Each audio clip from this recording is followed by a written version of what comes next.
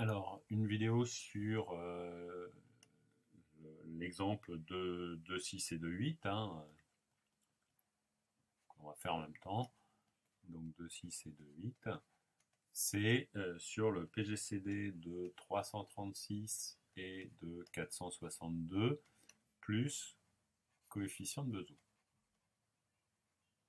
Pour comprendre un algorithme, il faut toujours être capable de l'exploiter et de l'appliquer en détail.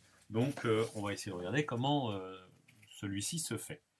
Alors, je commence bêtement, hein, j'applique l'algorithme. Donc, R0, c'est 336 en première valeur. R1, c'est 462. D'accord ? Alors, à partir de là, je vais donner tant que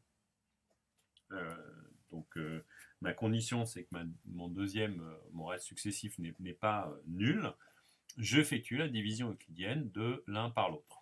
Alors, la division euclidienne de 336 par 462, c'est assez vite vu, puisque 336 étant plus petit, c'est 0 fois 462 plus 336.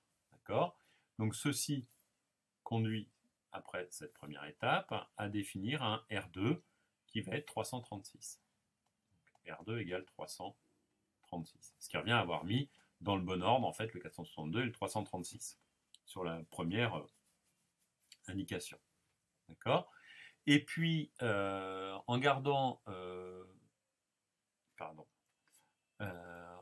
Bezout en tête et la recherche des coefficients de Bezout, on va se donner un autre tableau, l'autre partie du tableau, d'accord, où je vais me donner R0, je sais que c'est 1 fois 336 plus 0 fois 462.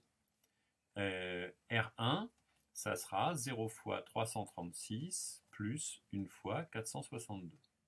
Et donc R2, je vais l'obtenir, puisque R2 c'est le reste de la division euclidienne, c'est donc R0 moins 0 fois 462. Donc évidemment, lorsque je vais remplacer R0 par sa valeur, je vais trouver à nouveau 1 fois 336 plus 0 fois 462. D'accord ? En tant qu'être humain, je ne devrais pas faire cette étape-là, qui correspond plus à une étape pour un ordinateur. Alors, l'étape suivante, je note que R2 n'est toujours pas nul. Donc R2 n'étant pas nul, je fais la division euclidienne, cette fois, de 462 par 336. Donc, il y va une fois, et ce qui va me donner un reste de 132. Non, c'est dans l'autre sens, pardon, 126. Voilà. Donc, 126 me donne mon R3. D'accord ?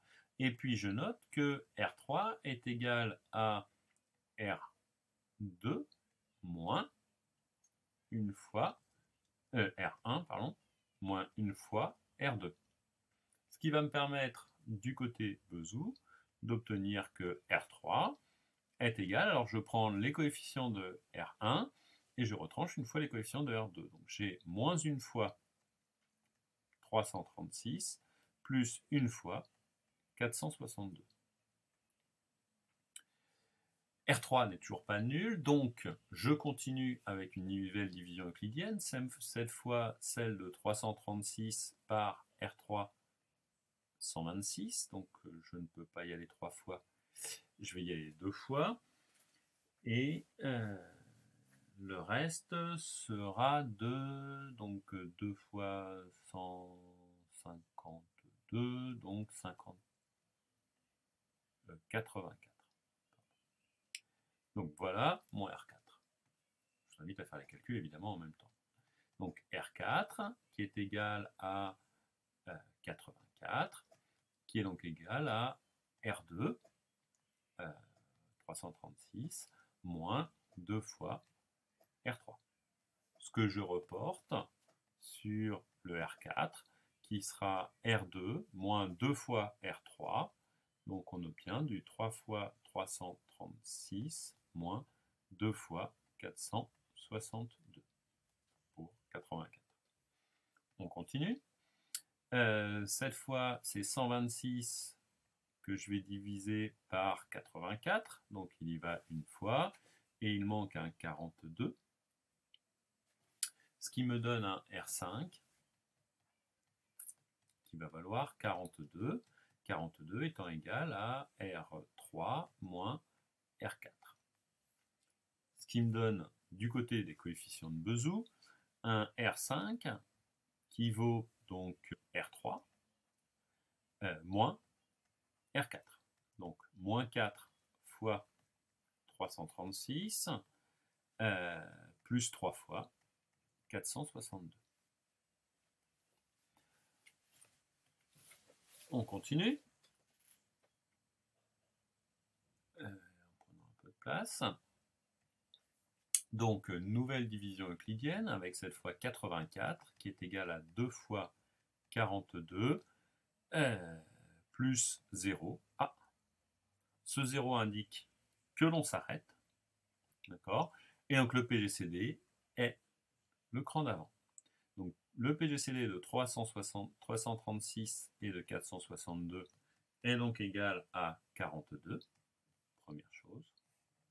Et d'autre part, 42 qui a été écrit ici, coefficient de Bezout, est égal à 3 fois 466 moins 4 fois 336. Alors une remarque, tant que j'y suis sur les coefficients de Bezout, on pourrait avoir besoin d'avoir des coefficients positifs ou négatifs suivant les autres cas.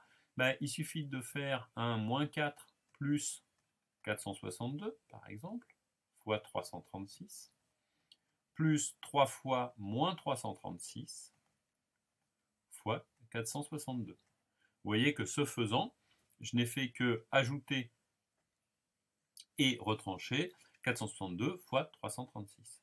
Ce qui me donne que 42, je peux dire que c'est moins 4 fois 436 plus 3 fois 462, mais c'est aussi égal à 458, j'espère ne pas faire d'erreur de calcul un peu ridicule, pas la première, 458 fois 336 moins 333 fois 462. Donc qui vous donne la même chose avec cette fois des coefficients de Bezout positifs suivant 336, suivant ce qu'on veut obtenir.